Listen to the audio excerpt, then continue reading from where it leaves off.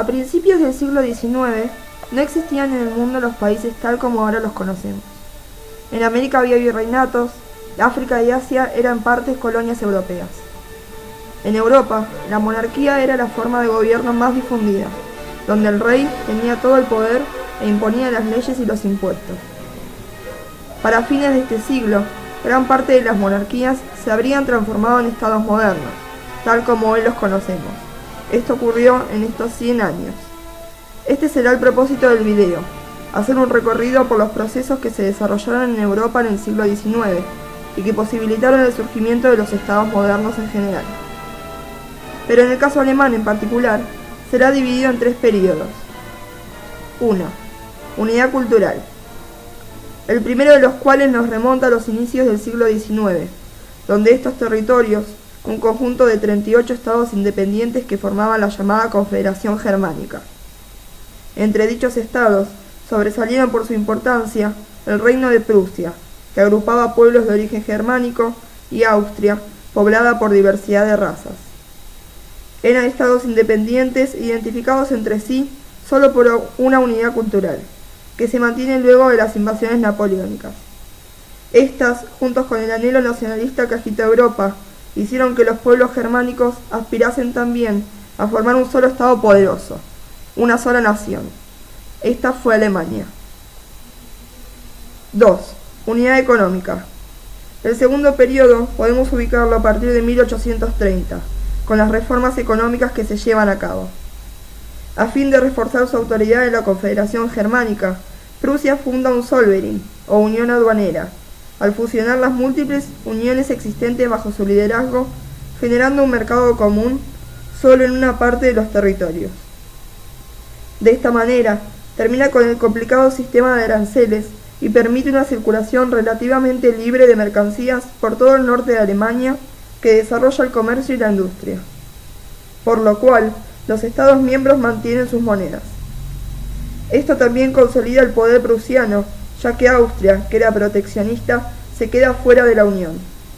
Hacia 1852, la Unión Aduanera comprende todos los estados alemanes excepto Austria y algunas ciudades hanseáticas. 3. Unidad política. En 1848 estallan revoluciones populares que derrocan temporalmente a las monarquías en muchos estados alemanes. En Frankfurt se elige una asamblea constituyente que comienza a esbozar una nueva constitución nacional liberal para una Alemania unificada. Pero Federico Guillermo II de Prusia rechaza su oferta de la corona imperial y Austria se opone, mientras que las minorías no alemanas y otros grupos rechazan el parlamento. Hacia 1849, las fuerzas austríacas y prusianas han reprimido los intentos revolucionarios y restaurado el antiguo orden. Con Otto von Bismarck, quien se convierte canciller de Prusia en 1862 hasta 1890, es que se consigue darle forma al Estado moderno en Alemania.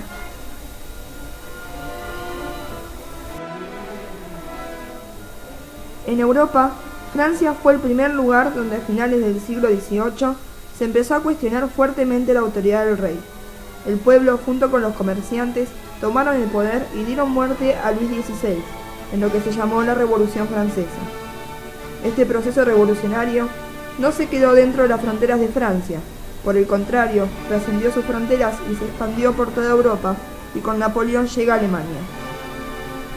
En 1834 se produjo la unificación aduanera y, sin embargo, debido a las diferencias entre Austria y Prusia, el proceso de unificación política no pudo llevarse a cabo en la primera mitad del siglo XIX. Desde 1848 fue cada vez más intensa la actividad de grupos nacionalistas que alentaban la formación de un único Estado para todos los alemanes, ante la crónica debilidad de los pequeños estados germanos entonces existentes. Sin embargo, el liberalismo era una gran amenaza para las intenciones monárquicas de Austria y Prusia, por lo que en Europa se crearon alianzas para el control gubernamental de cada nación. La Santa Alianza en 1815, la Cuádruple Alianza en 1815 y la Quíntuple Alianza en 1818. Todas ellas intentaban detener las ideas liberales. Por otra parte, Prusia y Austria eran muy distintas en los aspectos económicos, sociales y políticos. Austria estaba configurada como un imperio centralista y autoritario que gobernaba un territorio habitado por diferentes pueblos, eslavos, alemanes, húngaros, rumanos e italianos, con distintas lenguas, religiones y costumbres. Esta situación motivó frecuentes sublevaciones nacionalistas contra la monarquía austríaca. La población prusiana, sin embargo, era mucho más homogénea. En lo económico, Austria no contaba con una burguesía poderosa capaz de lograr un desarrollo industrial propio. El mantenimiento de un ejército y una administración que garantizasen la unidad imperial le creó graves dificultades financieras. Prusia, en cambio, experimentó un desarrollo económico muy intenso en su parte occidental, que la convirtió en el referente del crecimiento industrial de los territorios alemanes. El aumento de la producción de acero, carbón y hierro en la segunda mitad del siglo XIX así lo demostró. Todo ello, unido a la revolución de los medios de transporte y de las comunicaciones, ferrocarriles, barcos de vapor y telégrafos, posibilitó la formación de un activo mercado económico y trajo consigo otras consecuencias. La consolidación de una burguesía industrial, aliada de los terratenientes Junkers, y el predominio en su gobierno de las ideas liberales, que buscaban la formación definitiva de un Estado nacional. El estallido de la Revolución Alemana de 1848 y el entusiasmo popular producido por ella mostró que tarde o temprano los diversos estados alemanes, 39 en total, quedarían unificados en un solo Estado, pero estaba aún por definirse si tal proyecto sería dirigido por Prusia o por Austria. Las diferencias entre Austria y Prusia en sus proyectos de unificación política fueron notorias. Prusia pretendía la unión creando una pequeña Alemania y buscaba afirmar el predominio prusiano, excluyendo a Austria. La monarquía austríaca, a su vez, quería imponer la unidad a partir de la formación de una gran confederación, con el reconocimiento de Austria como dirección política del nuevo Estado. El predominio económico y político de Prusia le otorgó ventajas sobre Austria para encabezar la formación del nuevo Estado nacional. Para conseguir su propósito, Prusia tuvo que desplazar primero la influencia política austríaca sobre los territorios de la región y asegurarse de que en caso de guerra, su poderosa vecina, Francia, no apoyara a Austria. La burguesía prusiana empieza a dominar la economía del Estado y empieza a acceder a una nueva forma de poder. Tras el fracaso de las revoluciones de 1848 en Alemania, esta burguesía impone el liberalismo en el terreno económico, pero rehúsa implantar una democracia masiva que incluya a la clase obrera. Comienza a surgir en paralelo una clase obrera en Prusia, o la transformación de los antiguos campesinos siervos en obreros urbanos. La creciente industrialización hace que los capitales se dirijan a la industria y ya no busquen la simple acumulación de tierras. Empieza a surgir el nacionalismo centrípeto. El objetivo es unificar los estados para eliminar la amenaza de todo ataque externo. Precisamente, los rebeldes alemanes de 1848 utilizaban el recuerdo de la Guerra de Liberación Alemana contra la Francia napoleónica como muestra de la urgencia de unificar los diversos estados alemanes y como señal de que el pueblo alemán, más allá de las diferencias políticas, tenía un objetivo común. Específicamente, en 1862, fue designado canciller prusiano el aristócrata Otto von Bismarck, quien concibió la unificación de Alemania bajo la dirección del Reino de Prusia, dentro de un molde autoritario y centralista, pero asegurando para la nueva Alemania unificada no solo la solidez política, sino la prosperidad económica y el poderío militar, aspectos que Bismarck consideraba interdependientes, por lo cual se convirtió en el líder político del proyecto de unificación. Finalmente, luego de dominar varios territorios al norte de su país, Prusia entró en guerra con la monarquía austríaca y la derrotó en 1866. El rey prusiano Guillermo I y su primer ministro Otto von Bismarck fueron los principales gestores políticos de esta estrategia.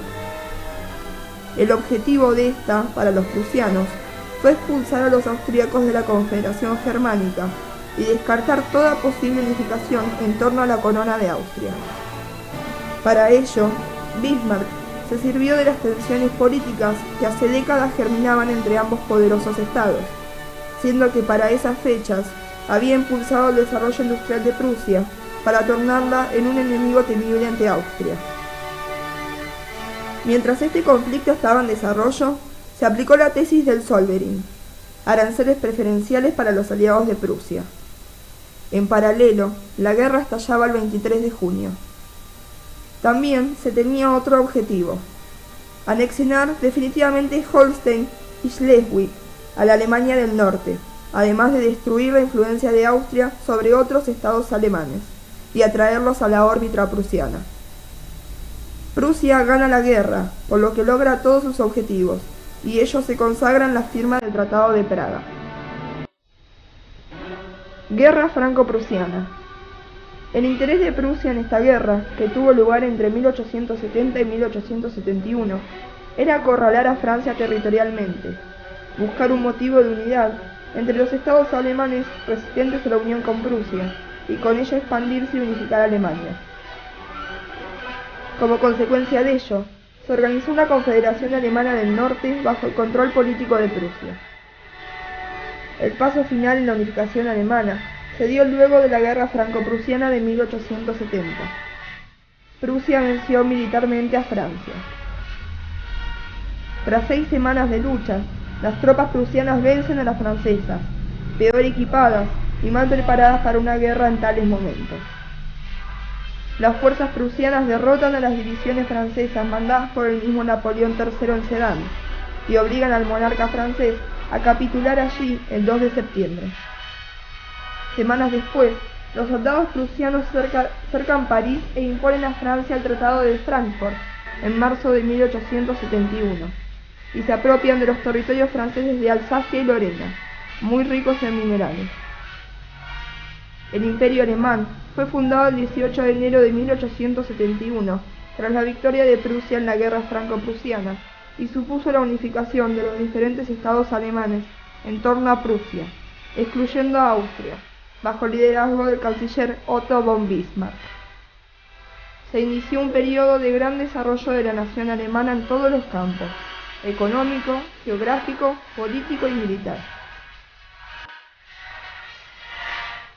El proceso unificador de Alemania se dio entonces a través de las distintas guerras que se libraron y de la cual Alemania salió triunfadora. Esto significó la unificación definitiva de Alemania, y el mismo año Guillermo I era proclamado emperador del Segundo Reich, que dominaba por el oeste todo el eje de Rin, con la incorporación de Alsacia y Lorena.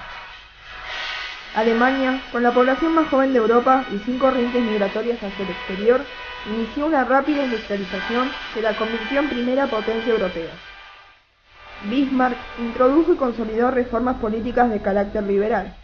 Fue el forjador de la unificación alemana y como tal gozó de un prestigio inmenso entre todas las capas sociales, pues supo adoptar en sus programas algunas de las ideas socialistas de la Salle. Su imperativo histórico fue prusianizar Alemania, y en torno a ese eje supo concitar el interés de todo el pueblo alemán. Las resistencias eclesiásticas sometidas a los dictados del Estado fueron solventadas por una política que obligó a la Iglesia Católica a aceptar las nuevas realidades. Con el sometimiento de la Iglesia, Bismarck culminó con el proceso centralizador, reforzado en 1873 con la promulgación de una moneda única, el mark, y en 1876 con la elaboración de un Código Civil unificado. Convirtió la cuenca del Ruhr en la primera región industrial continental, creando las condiciones para los grandes grupos financieros que concurrieran para expansionar la siderurgia y el sector químico industrial.